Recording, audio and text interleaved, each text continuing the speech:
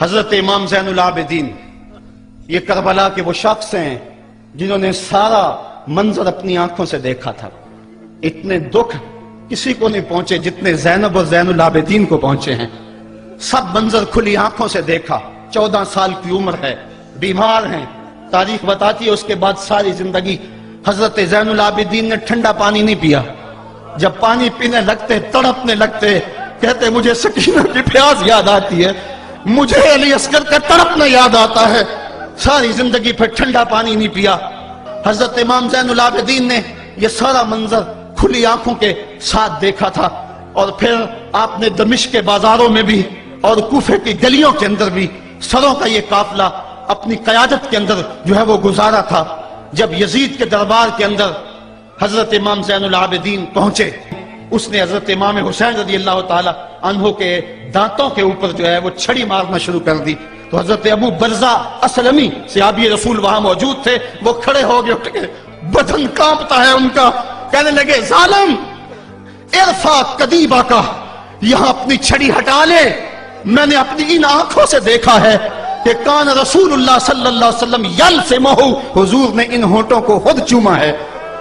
تو یہ کہہ کہ آپ دربار سے نکل گئے اور روتے تھے، اور آپ کے بدن پہ کپ کی بھی تاری تھی۔ بعد میں یزید نے کہا حضرت غلطی ہو گئی اور یہ میں نہیں چاہتا تھا، بتائیں آپ کی کوئی شرط ہو۔ تو آپ نے فرمایا میری 4 باتیں مان لو۔ ان 4 باتوں میں ایک بات یہ تھی کہ سر حسین اور سر شہیداں ہمارے سپرد کر دو تاکہ ہم کربلا جا کے ان کی تدفین کر سکیں۔ دوسری یہ تھا کہ ہمیں مدینہ حفاظت سے پہنچا دو۔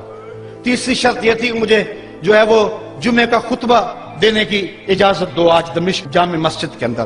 چوتھی بات آپ نے یہ فرمائی کہ قاتلان حسین جو ہے وہ میرے سپرد کرو۔ اس نے کہا ہاں کون ہے قاتل حسین کا؟ لوگوں نے کہا خولی ہے۔ خولی نے کہا میں نے قتل نہیں کیا، یہ سنان بن انس نخی نے کیا ہے۔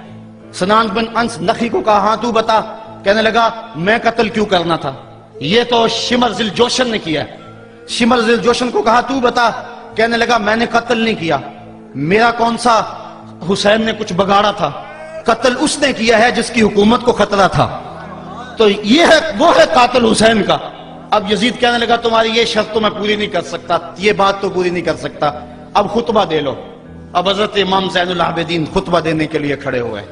خطابت تو اس گھر کی لونڈی ہے، جب یہ بولتے ہیں تو حکمت کے موتی دولتے ہیں۔ جو ہی امام زین العابدین کھڑے ہوئے، 14 سال عمر ہے اور دمشق کی جامع مسجد ہے، یزید بھی بیٹھا تھا، یعنی سلطنت بھی تھے، عوام کا بھی ہجوم تھا۔ جب آپ نے خطبہ شروع کیا لوگ زار و قطار رونے لگے، اور آپ نے اہل بیت کے مناقب جب لوگوں کے سامنے رکھے تو یزید گھبرا گیا کہ کہیں لوگ میرے گریبان تک نہ پہنچے۔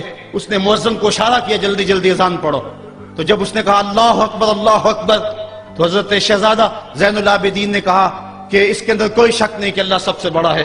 جب شہادتین کا کہا اشہد ان لا الہ الا اللہ، حضرت امام زین العابدین نے اس کے جواب کے اندر کہا ہاں ہاں اللہ کے علاوہ کوئی معبود نہیں ہے، اس کی گواہی ہم نے خون سے دی ہے، ہم نے اپنے لہو سے دی ہے اس کی گواہی۔ اور پھر اس کے بعد جب اشہد ان محمد رسول اللہ پہ لفظ آئے تو حضرت امام زین العابدین نے کہا یزید دیکھ اب اذان کے اندر تیرے نانے کا نام ہے یا میرے نانے کا نام ہے؟ آج بھی منبر پہ میرے نانے کا نام ہے۔ تو یزید مر گیا، اس کا نام مر گیا، اس کا تشخص مر گیا۔ حسین کل بھی زندہ تھا، حسین آج بھی زندہ ہے، حسین کربلا کے تپتے ہوئے ریگزار میں بھی زندہ تھا، کوفے کے بازار میں بھی زندہ تھا، اور دمشق کی جامع مسجد میں بھی زندہ تھا۔ حسین کی فکر لے کے اٹھو اور پوری دنیا پہ چھا جاؤ اور زمانے کو بتاؤ کہ ہم حسین ابن علی کے سپاہی ہیں۔ صرف محرم کے دن آنسو بہا لینے سے کچھ نہیں ہوگا۔ کیا صرف محرم حسین کا مہینہ ہے؟ نہیں، پورا سال حسین کا ہے، پوری زندگی حسین کی ہے، پورے زمانے حسین کے ہیں۔ یہ صرف عاشور کا دن یا عاشور کی شب ہی حسین کی نہیں، سارے زمانے حسین کے ہیں۔ کل بھی حسین کا تھا، آج بھی حسین کا ہے، کل بھی حسین کا ہوگا۔